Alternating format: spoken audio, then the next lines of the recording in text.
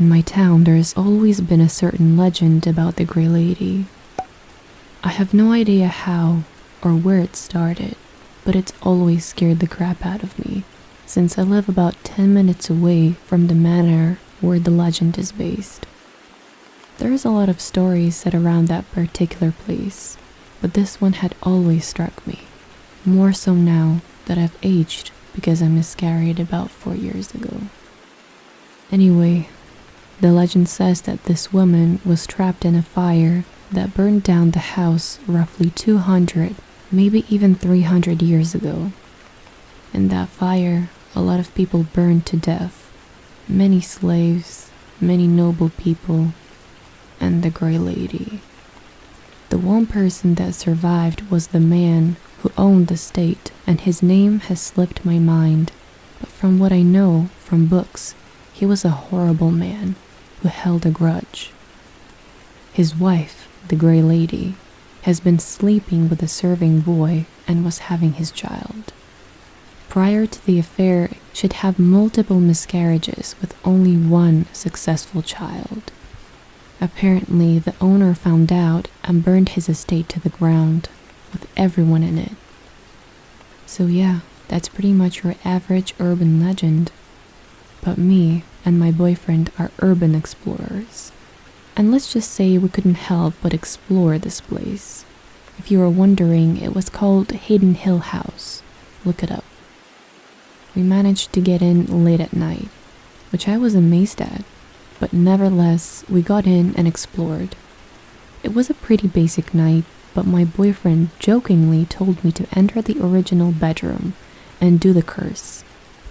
No doubt you've heard of idiots saying to go to a mirror in the dead of night and say Bloody Mary 3 times, right? Yeah, well, since I was a kid, we've been told that saying Grey Lady, I've got your baby 3 times in the mirror at night will provoke her spirit. It seemed like a good idea, seeing how this was the room where she was apparently trapped, and being the fool I am, I did. My boyfriend left and I was in the room on my own, in front of a replica mirror. I took a deep breath, feeling utterly normal, but a little cold, no doubt because of the lateness. I did it. I said those words over again 3 times. I looked into the mirror after I was done and saw nothing. Something inside me, though, felt strange.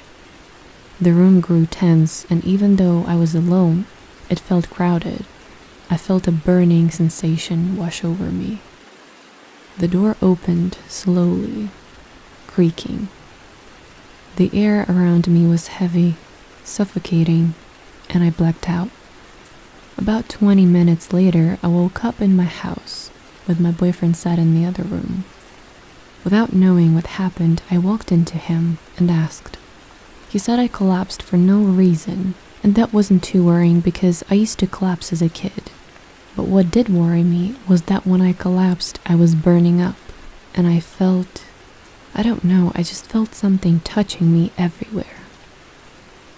Whilst in the shower, I found marks on my legs, handprints that looked like burn marks, and I was confused. I didn't believe in ghosts or the supernatural. The only reason I was scared of the story was because, even though I was a skeptic, it's always better to be on the safe side.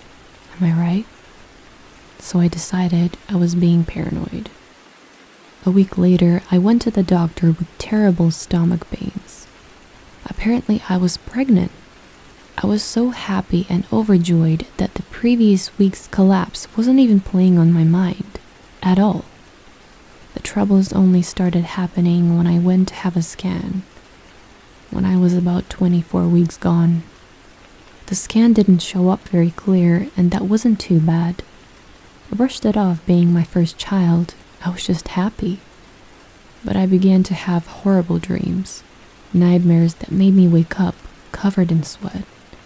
My boyfriend and I had painted the nursery by this point, and there was a rocking chair and a crib in there, so I'd usually go in to calm down and relax. The third time I had these dreams, though, I went in there and the window was open. As the wind came through the window, it sounded like whistling. But as I listened closely, I could hear something in the whistles. Screams, baby rattles. Never mind, I told myself. I thought I was paranoid as per the norm. I sat on the rocking chair, rubbing my belly, feeling quite sick. This was normal though, right? That was normal. Telling myself this made me feel worse, and I ended up barfing in the bathroom. That was just the beginning. The next night, I woke up at about 4 in the morning. All my windows were open and the mirror in the bathroom had been cracked. I told my boyfriend and he told me not to worry, so I tried not to. But I went into the nursery. The cot, dismantled. The rocking chair, rocking in the very center of the room. Again, the windows were open. I heard a creaking up the stairs, and I believed it was my boyfriend. Turning as the door opened, I felt relief to see him, but it wasn't him. It was a woman with long, scurvy black hair, large eyes circled in black, and something covering the bottom of her face, covered in buckles. I shut my eyes as tight as I could, knowing I was seeing things. I opened my eyes. The woman was closer to me, her nose almost pressing mine, her eyes seemingly staring into me, not at me, into me. Apparently, I blacked out again. These things didn't just happen again until 3 weeks later. I miscarried with seemingly no cause. That was the bad thing. There was no identified cause. To this day, I still blame the Grey Lady. But everyone says I'm mad. I didn't mention, did I? I'm now under constant supervision, constantly hearing those creaks, that scream. Every now and again, I feel like I'm burning, and when I wake up the next day, there will be that familiar burn mark on my leg.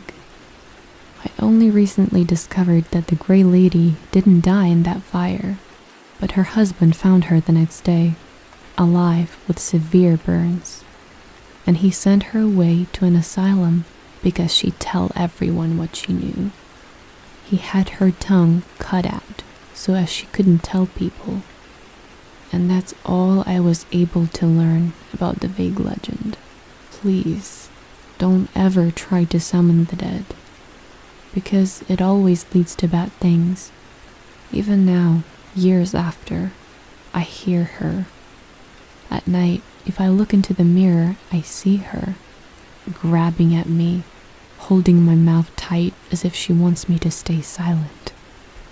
I'll see her pale face and blackened eyes in the water, and I just can't tell you how mad I feel. I know it's not there. I hope. Don't forget to comment, like, and subscribe. And of course, don't forget about the mystery link in the description down below. I will see you in my next video.